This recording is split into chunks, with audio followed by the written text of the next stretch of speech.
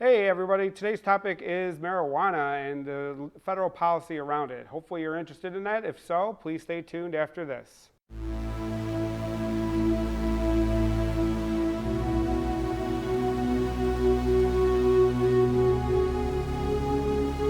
So we're going to jump right into it. I got a video tuned up with Majority Leader Schumer and Senators Booker and Wyden about comprehensive marijuana reform legislation. So if you like what I'm doing here, please like and subscribe below. But we're going to jump right into it and see what they're going to be talking about when it comes to the federal marijuana policy. But we're here to talk about a very serious subject, which is the decriminalization of marijuana, to take it off the federal list that makes it as serious a drug as heroin or cocaine. Is that ridiculous? And for decades, young men who were arrested with a small amount of marijuana in their pockets served long prison terms, and then they had a felony record and could never make themselves right. This was long overdue.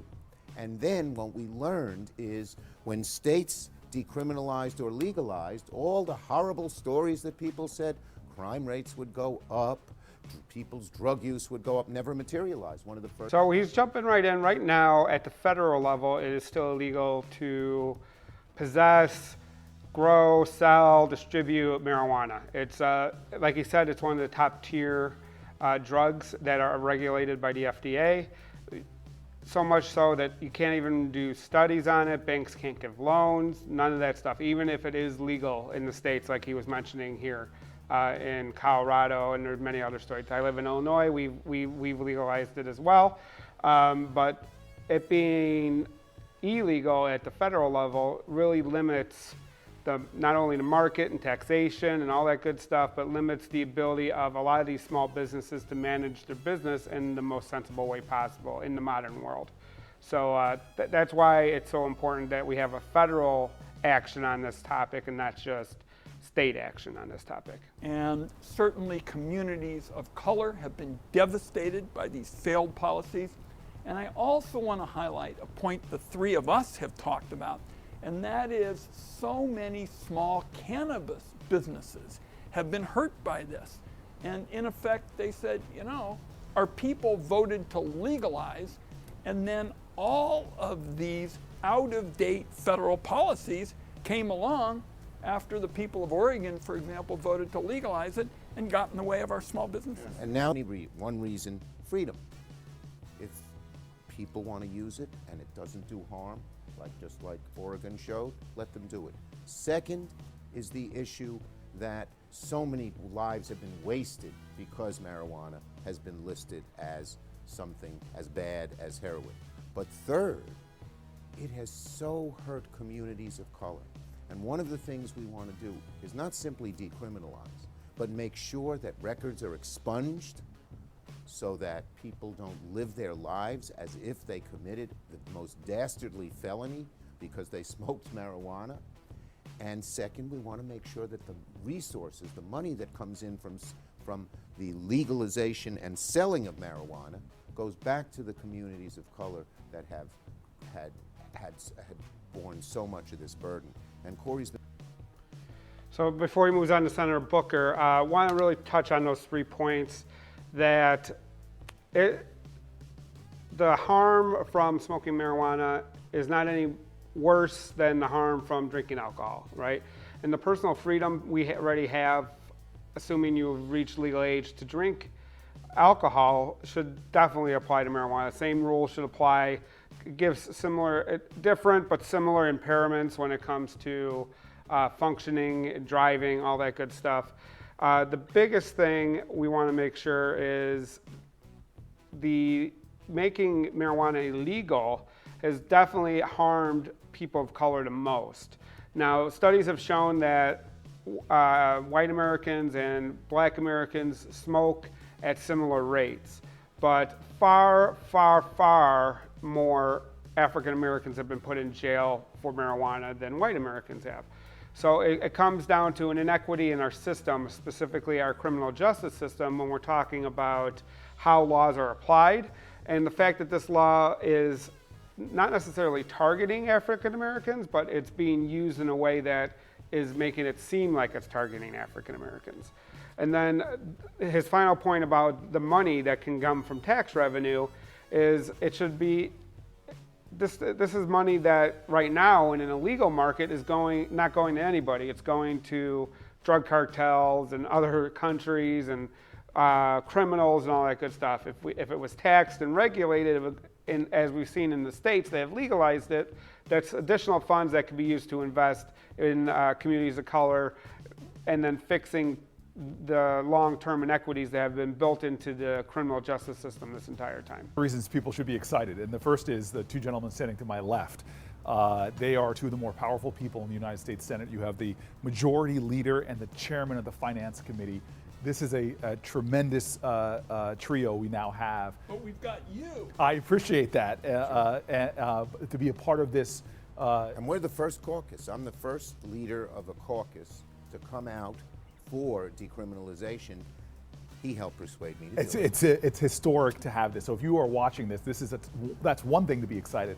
But the second thing to be excited about, a lot of states are moving for just legalization. We are actually, and you heard the remarks of both of my friends, that this is about restorative justice. This is not a problem in the past. In 2019, there were more marijuana arrests, and most of them, over 90% for possession only, more arrests like that than all violent crime arrests combined. And the problem is— Isn't that incredible? Yes.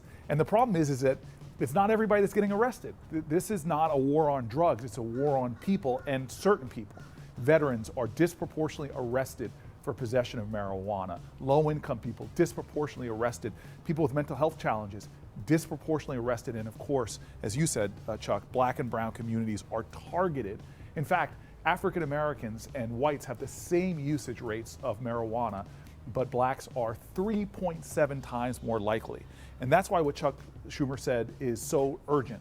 It's not just about creating an environment where states are legalizing. It's about restorative justice, and that's a number of things. That's one, making sure that we expunge records. Don't talk about free adult use of marijuana without talking about expunging records. Number two, the tax money. This is going to be a multi-billion-dollar business. Yeah. Those tax receipts should be reinvested in those communities. So I'm glad Senator Booker basically reiterated what I said earlier, but it's really key, and I'm glad he brought up the statistic that it's 3 he said times more likely for an African American to be arrested and jailed and put in prison for marijuana usage than a white American when they use it at the same level. The restorative justice part of it, whereas going back after we've realized that this policy hasn't worked, going back and expunging all those arrests, the nonviolent arrests, is the second part of this. Because a lot of times when you have these crimes on your record, it makes it harder to get jobs, makes it harder to get loans, makes it harder to get licensed in certain areas that where drug use or drug arrest are preventative things that will stop you from getting licensed. So it's all those things put together are going to be really helpful to move the country forward in a way that makes the most sense and is the most fair for everybody. And then, like, again, reinvesting in the communities that have been hurt by this policy is definitely key. I'm glad they keep harping in on that. Bill, it's time.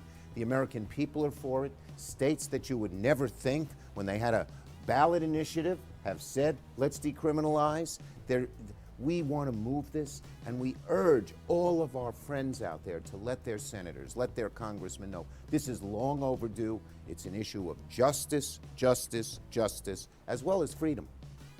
And millions of Americans now, like the folks I have the honor to represent, have gone to the polls, and they have said that they agree with Senator Schumer and Booker and I.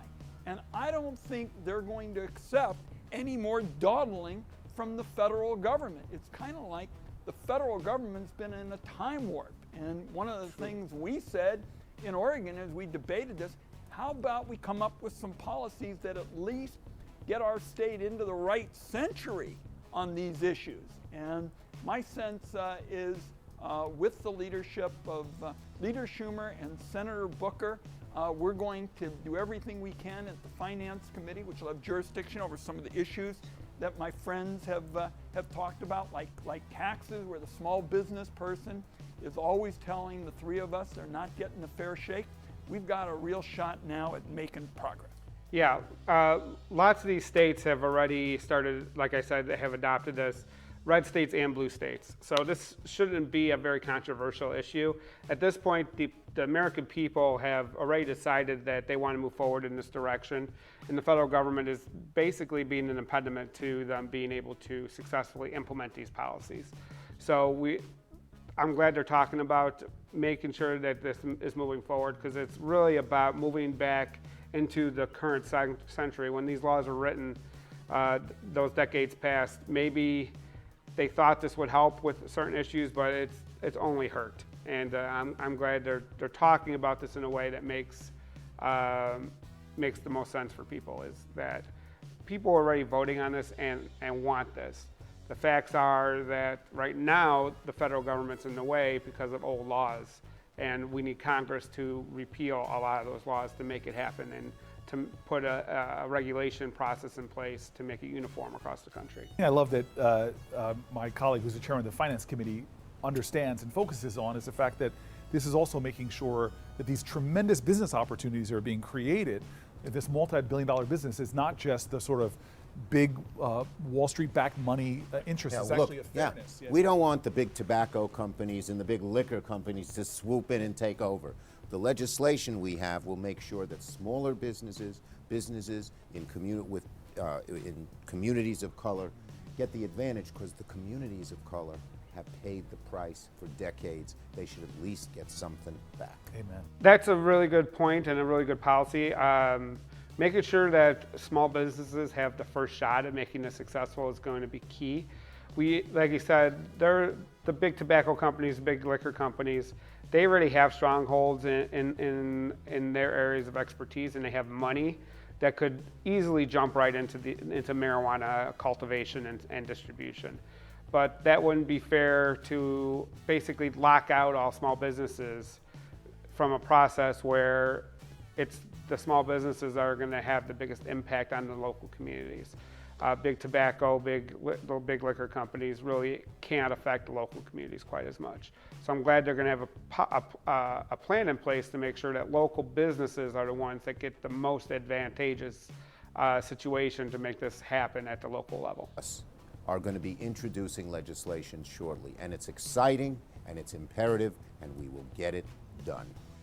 So Senator Schumer wrapped it up right there. Sounds like they're going to be introducing legislation really soon, which is really big news. Basically, just to recap, our current federal marijuana policy is a mess.